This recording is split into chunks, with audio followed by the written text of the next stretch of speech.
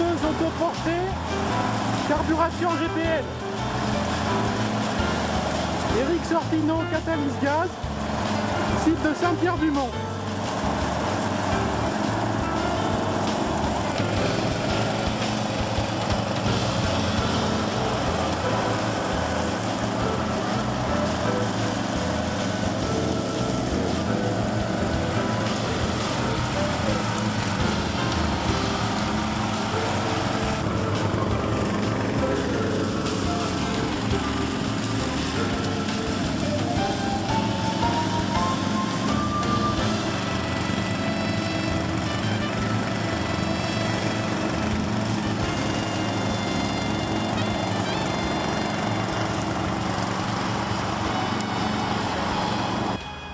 « 7 août 2014, nous sommes sur le site Catalyse Gaz SARL par Éric Sortino, qui se situe 63 rue de la Théoulaire, 40 280, Saint-Pierre-du-Mont.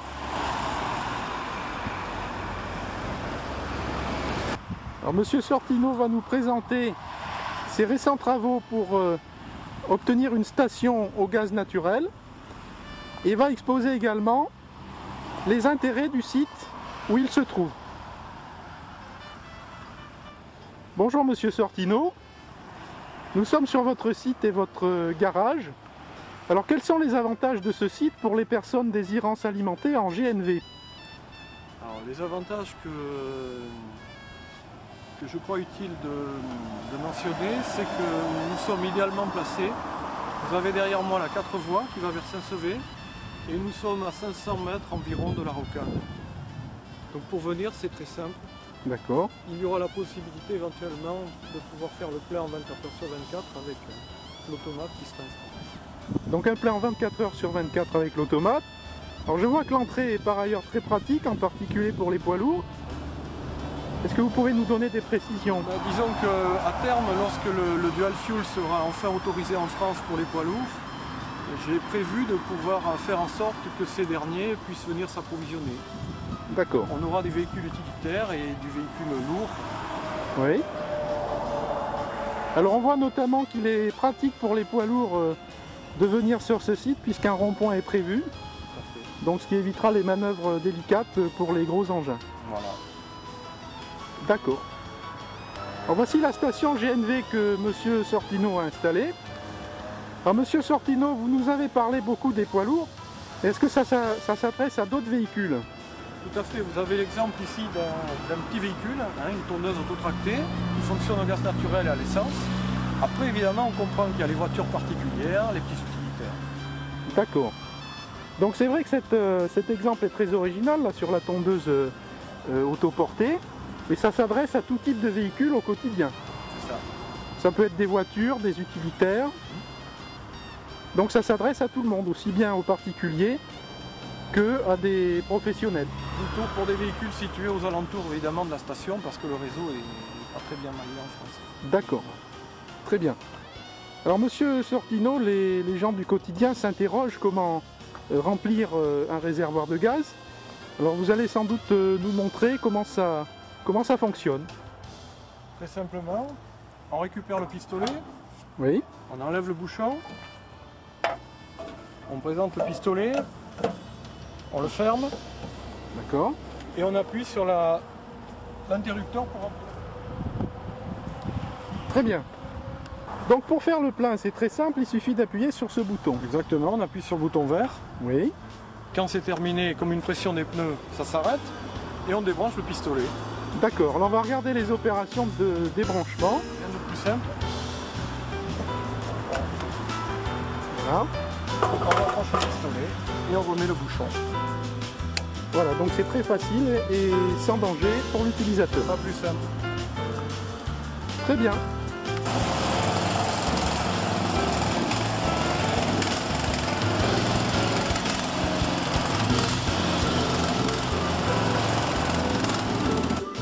Donc ici nous sommes dans le bureau de SARL Catalyse Gaz de M. Sortino, qui travaille depuis déjà longtemps sur le sujet du gaz pour les véhicules. Alors peut-être Monsieur Sortino, pouvez-vous nous expliquer un petit peu votre expérience et votre curriculum vitae? dans ce domaine? Moi je suis maître artisan, mécanicien à la base. On a équipé un millier de véhicules au gaz. On a commencé par des véhicules au biogaz en milieu agricole, donc du gaz renouvelable. Ensuite, on est passé au GPL au début des années 80, au GNV, gaz naturel comprimé. Dans les années 2000, j'ai fait des transformations de moteurs hydrogène. Et qu'est-ce que je peux dire qu'aujourd'hui, je fais l'entretien aussi de moteurs, de cogénérateurs qui fonctionnent à partir de biogaz dans des fermes pour produire de l'électricité avec revente sur le réseau. D'accord. Donc vous avez déjà plus de 1000 réalisations à votre actif, Oui.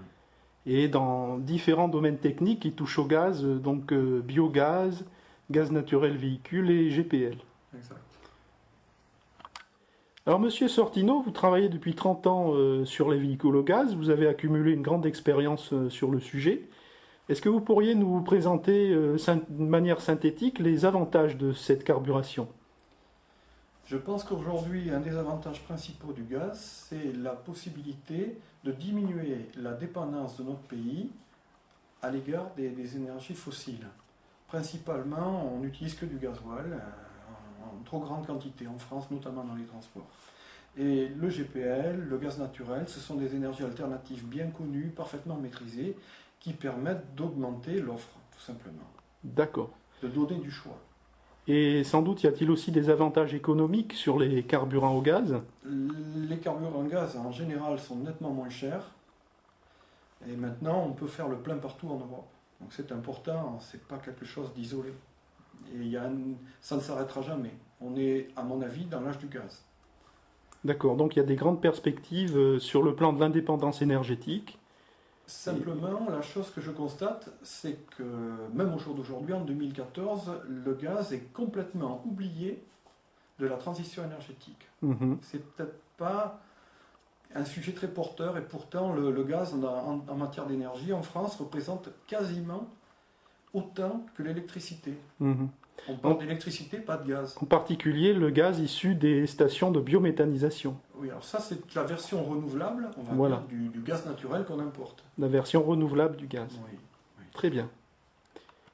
Donc concernant ce projet de station de livraison gaz naturel véhicule, est-ce que vous pouvez nous expliquer le planning de cette station, sa mise en service? En ce moment, la station est uniquement à usage privatif. Ce sont mes véhicules et la tondeuse que vous avez vue. À terme, évidemment, vers probablement l'année 2015, j'ai pour objectif d'ouvrir la station au public. Et ensuite, en 24 heures sur 24, avec une carte bancaire de manière tout à fait classique. D'accord. Donc dans l'immédiat, la station est testée sur le plan technique pour s'assurer que tout fonctionne bien. Et dans le courant de l'année 2015, vous espérez donc l'ouvrir au public, oui. En particulier avec un service de carte pour prendre du gaz à tout moment. Très bien. Eh bien, merci Monsieur Sortino pour toutes ces informations.